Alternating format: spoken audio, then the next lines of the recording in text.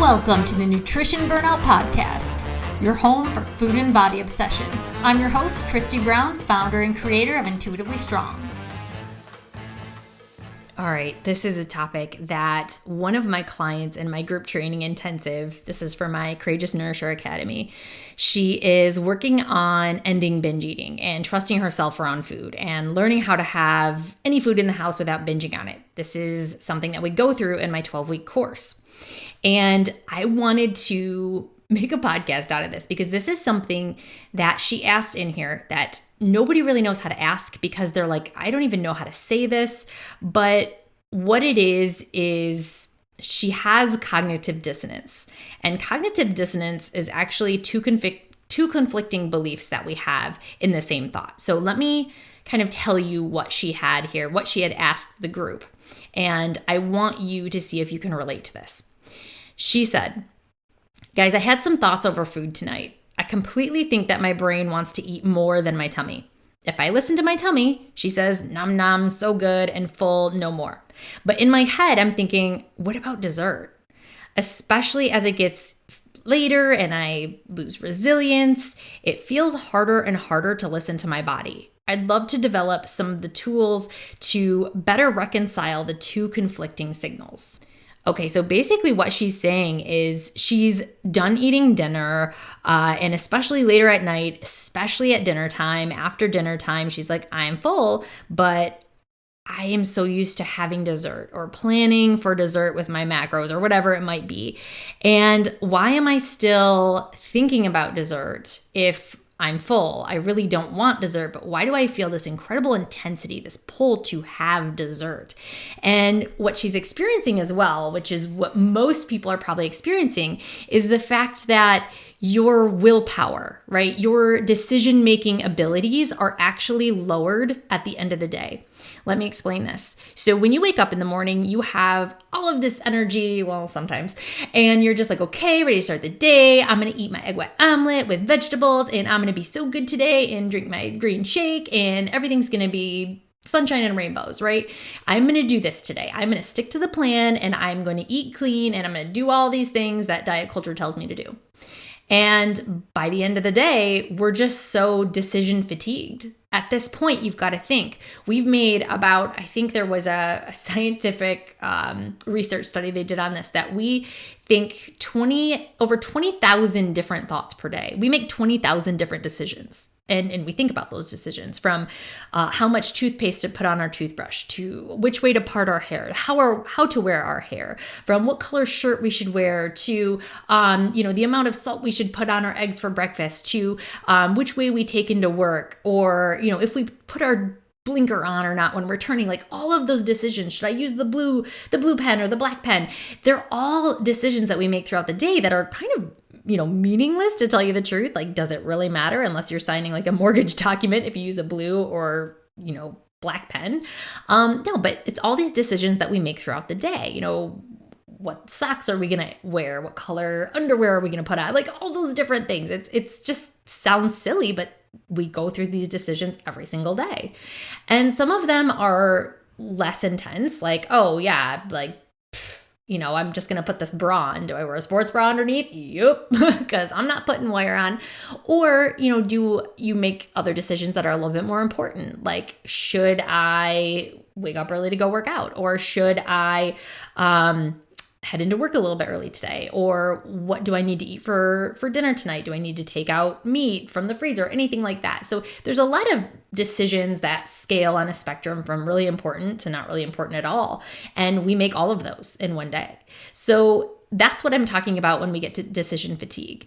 And when we think about our willpower, it's the greatest in the morning because that's when we're refreshed. That's when the new day starts. That's when we're kind of starting with a blank slate here. And we haven't really made any decisions yet that are going to fatigue us. So that's what she's talking about when we talk about experiencing that just kind of like, oh my gosh, I don't even want to think about it. Just do it. I don't even care anymore. Kind of get to that point to where you're just done with it. You're just so exhausted from thinking so much that you're just like, I don't want to think anymore. Just do it. I'm just going to eat. Even though I don't know why I'm eating, I'm just going to do it.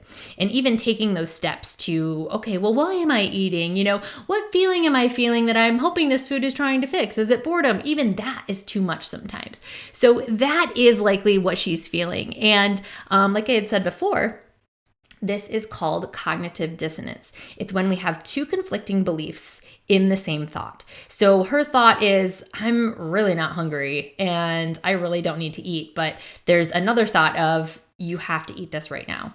Like, you have to have those peanut butter cups that are in the pantry. Like, you have to.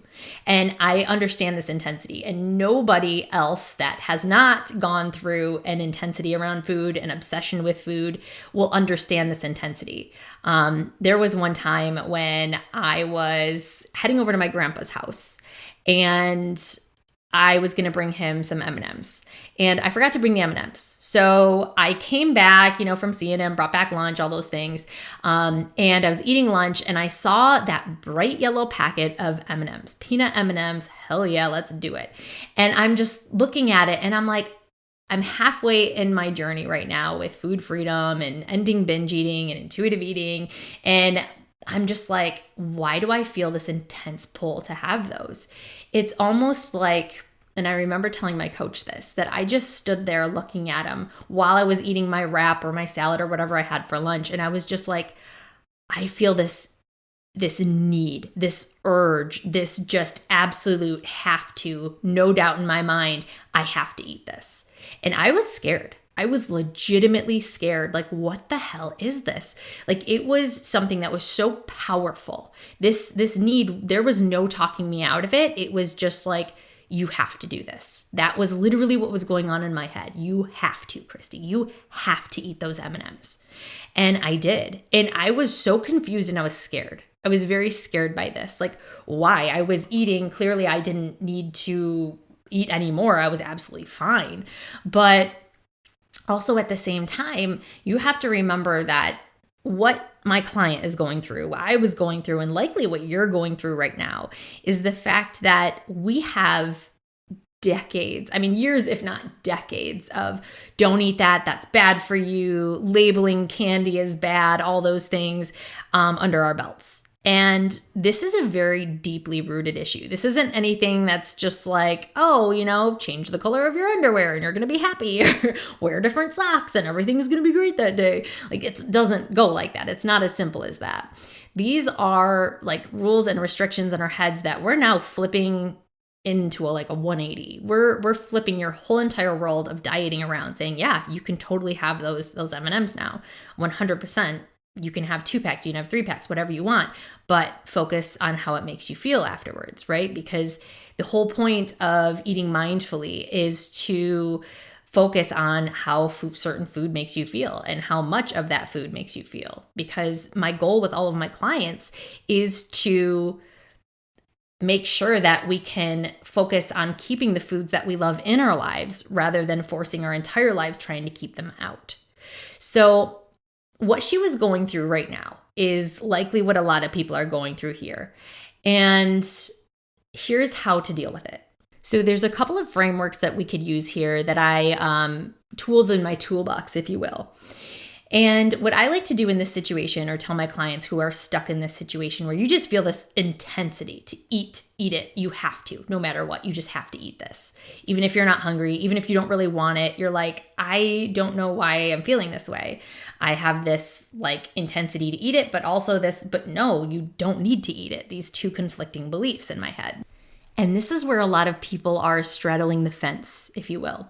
So if you can think about a fence and you have land on either side, you're stuck in the dieting world still because that's where your very strong roots have led you growing up, throughout high school, probably throughout your career, throughout just your entire adulthood. You've just always lived in the diet mindset of restrict. I'm not healthy unless I'm on a meal plan. I'm not healthy unless I'm counting, tracking, following an arbitrary list of good and bad foods, blah, blah, blah, blah, blah.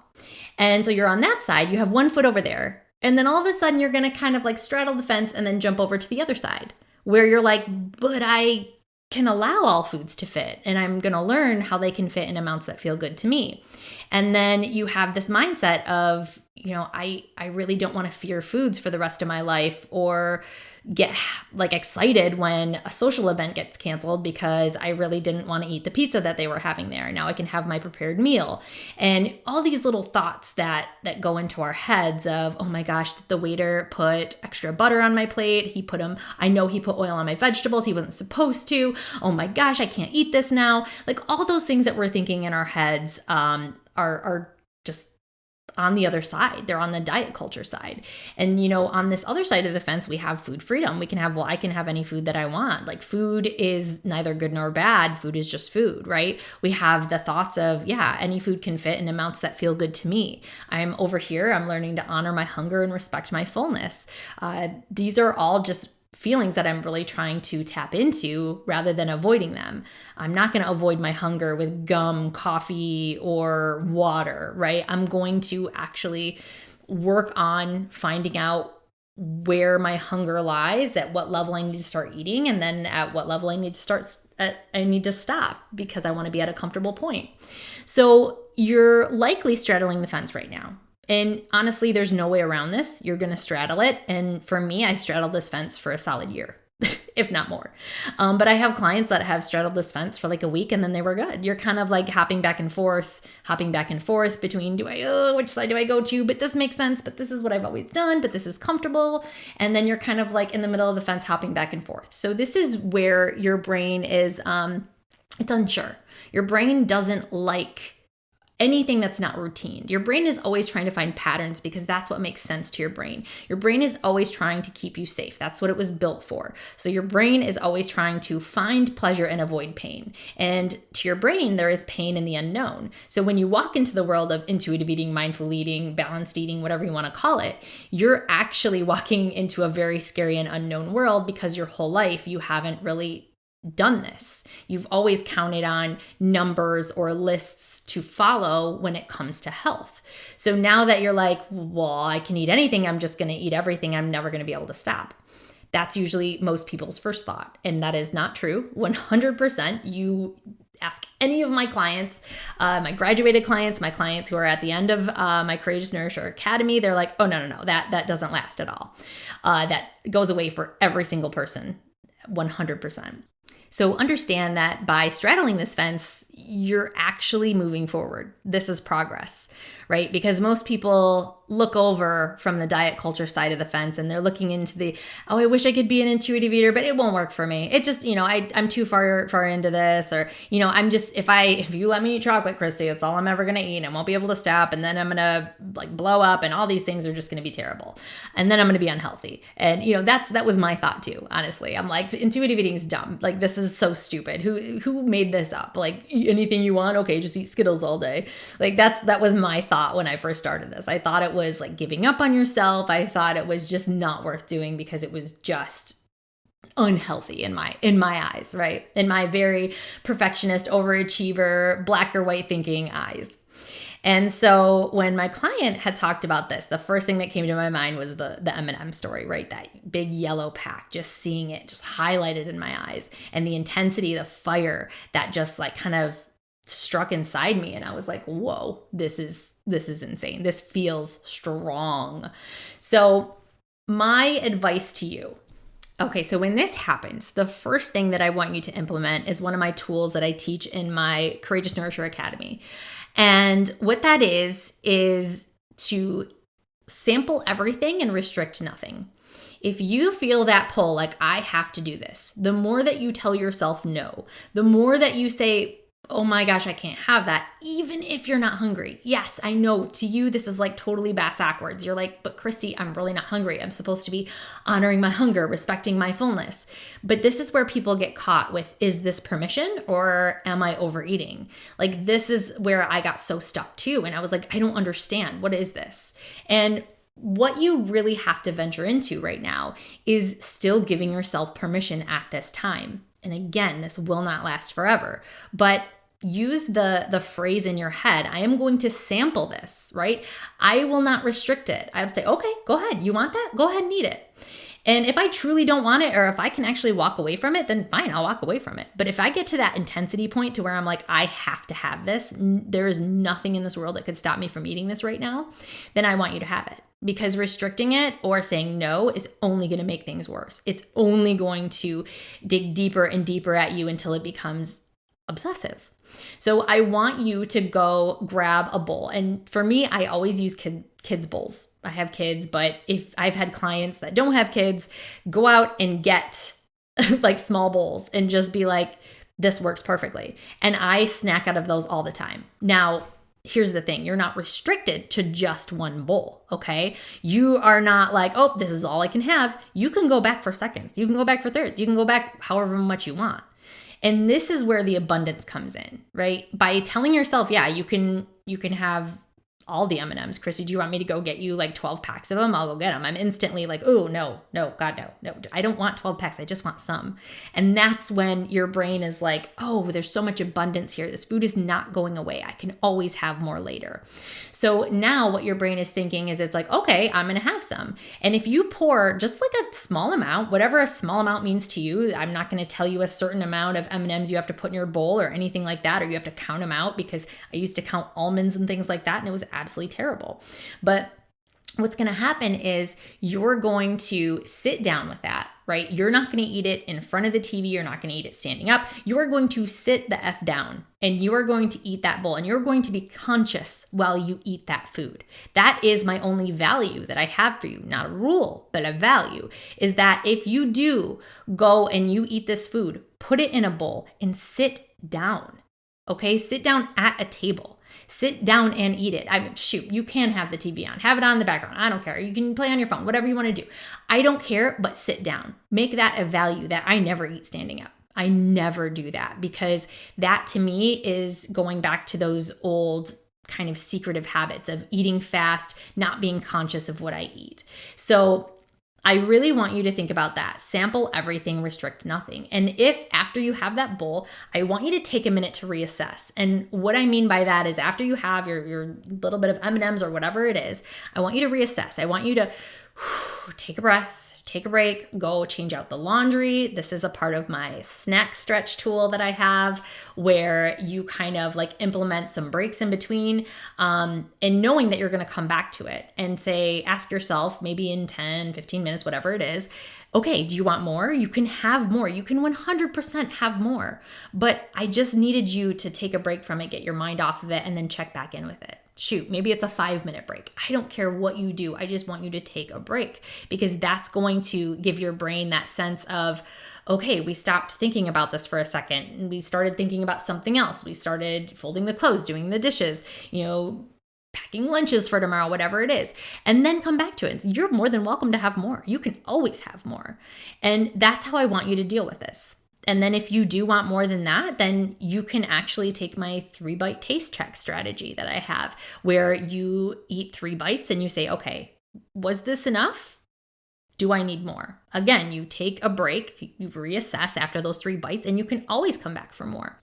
So moral of the story here is that I want you to allow it. I want you to write yourself that permission slip of I'm learning, and take into consideration that you'll never lose. You'll either win or you'll learn. So if you're like, okay, Christy, I actually had 3 bowls of those, and those bowls ended up not being so small, but pretty big, and I don't know what happened.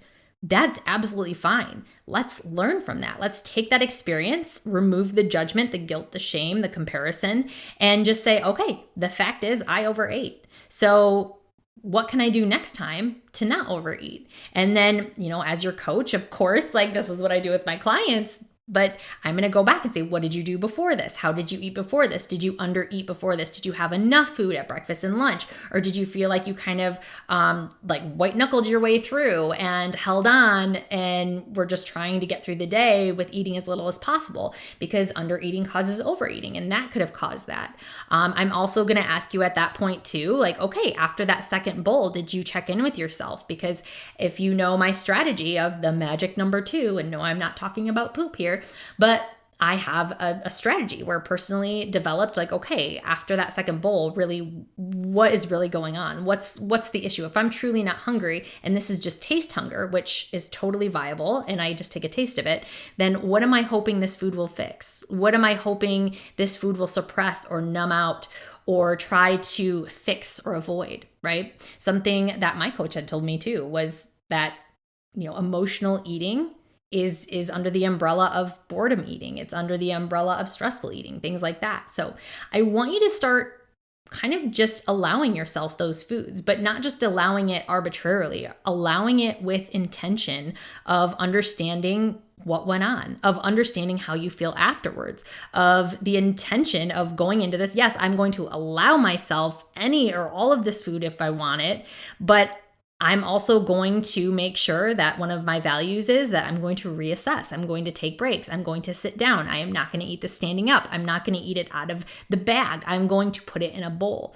And also remember the fact that your body is not a trash can, that your body is needing to be taken care of. Your body, think of it like your best friend, like your kid, like your dog, whatever you love most in this world. Think of it as somebody that you need to take care of something that you need to respect, that you need to absolutely make sure is doing okay, that you're checking in with them, that you're constantly opening up that line of communication. That's something we work on in my Courageous Nourisher Academy, is that we always focus on a relationship that we have with our body, because everybody has a relationship with our body, whether you realize it or not. We have a relationship with food. We have a relationship with money. We have a relationship with our spouses. We have a relationship with our family.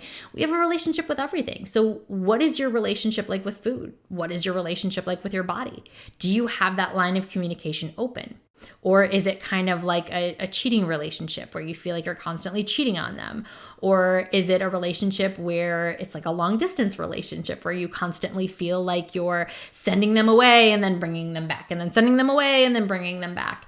And is it a situation to where you're only loving them when they're good? Right? You wouldn't do that with your kids. You wouldn't only love your kids when they're good. So why would you only love your body when it's being good or looking a certain way? So things I want you to think about. And also a huge high five to my client for putting this out there in the group, for asking a question that frankly I think most people have, but either don't know how to ask it or are too scared to ask. So super, super proud of you in so many ways. And my clients are the shit. That's all I'm going to say.